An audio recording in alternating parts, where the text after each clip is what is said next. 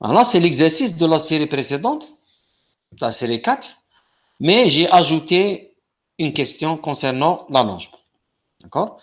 Déterminer l'allongement total pour la barre en acier, c'est-à-dire le module de Young, E égale 29 10 puissance psi.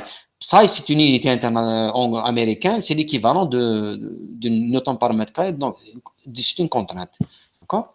E égale 29, c'est acier. Donc, toute cette barre, elle est en acier. Toute cette barre. Elle est constituée de trois segments, AB, BC et CD. Les forces appliquées, c'est des forces, c'est des charges normales, comme ça, 30 dans ce sens, 45 dans ce sens et 75 dans ce sens. Les dimensions sont données dans la figure.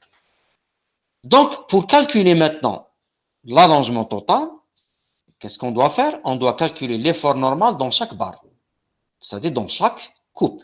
Ici, ici et ici. Donc, je vais calculer la force normale là, et à partir de la force normale là, je vais appliquer les lois qui donnent directement l'allongement. Donc, l'allongement total, c'est quoi? C'est l'allongement de la barre AB plus l'allongement de la barre BC plus l'allongement de la barre CD.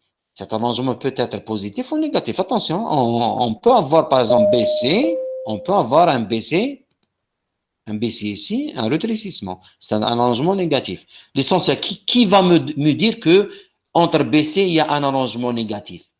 C'est quelle valeur? C'est la force normale intérieure. Si c'est une compression, donc j'applique la loi directement moins. Si c'est positif, j'applique directement plus. On va calculer maintenant la méthode de coupe. Les résultats, je l'ai déjà donné, la série des fêtes. Donc, ce n'est pas la peine de refaire les calculs. Donc, la section 1, elle est là. Voilà. D'accord? Avec la section 1. Je vais isoler cette partie. Elle est là. L'application de la statique me permet d'avoir la force interne dans la section de coupe P1. Et P1, regardez bien, P1, elle est à gauche. Donc, par rapport à X, c'est normal qu'elle ait moins 60. Mais dans l'allongement, je vais voir, est-ce que cette force, c'est une traction ou bien c'est une compression? Cette force que vous voyez ici, P1, 60, par rapport à la section de coupe, c'est quoi? C'est une traction. Donc, on va l'appliquer dans la loi plus 60. D'accord? La même chose, faites 2 maintenant. Regardez, faites 2. Je vais faire une coupe là, faites 2. Et je vais isoler toute cette partie. Elle est là. Voilà. Lorsque j'isole une partie, je garde uniquement les forces qui restent. Les forces qui restent dans cette partie. Bien sûr, non. C'est seulement ces deux forces qui restent. À gauche, c'est fini. D'accord? Bien, je vais faire la somme. Donc, 30 dans ce sens, là dans ce sens, 45 dans ce sens. Donc, obligé, P2, chaque comme P2, comme dans ce sens, voilà, elle est égale à combien P2? Elle est égale, bon, je n'ai pas fait, elle est là, elle est quelque part là, d'accord? P2, c'est quoi? C'est une compression. La section de coupe que vous voyez ici, P2, c'est une compression. Donc, on va utiliser un moins, la valeur moins dans le calcul de l'allongement. D'accord?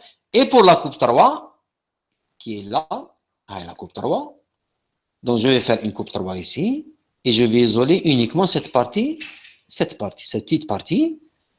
En appliquant les lois de la statique sur cette partie, j'obtiens, on a uniquement 30 dans ce sens, donc automatiquement, P3 dans la section de coupe égale à 30. D'accord? Mais s'agissant d'une traction par rapport à la section de coupe, donc je dois appliquer P3 égale 30, plus 30. D'accord? Voilà. Donc nous avons trouvé que P3, c'est une traction, donc P3 égale 30, voilà, P3 égale 30. P2, c'est une compression par rapport à la coupe, donc moins, voilà, P2 égale moins 15. Et P1, voilà, P1, c'est une traction par rapport à la section de coupe, elle est égale à plus. Donc c'est un plus 60. Donc on applique maintenant la relation qui va me donner l'allongement. J'ai plusieurs barres ayant des sections différentes, de longueurs différentes, mais on a le même matériau, donc le même module de Young E. On applique directement la loi 420, ou bien 422 du cours.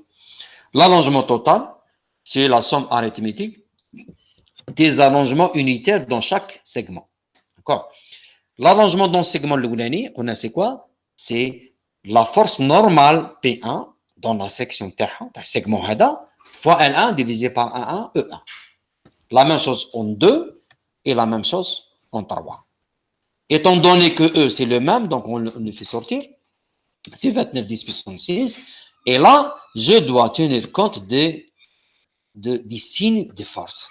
Normal. P1, c'est une traction plus 60. Elle est là. P2, c'est une compression moins 15. Elle est là. Et P3, c'est une traction plus 30. J'obtiens delta directement égal 75,9 10 puissance moins 3 inch. Attention, je peux obtenir un allongement total négatif, c'est-à-dire un rétrécissement. Je peux obtenir aussi un delta nul. Il n'y a rien.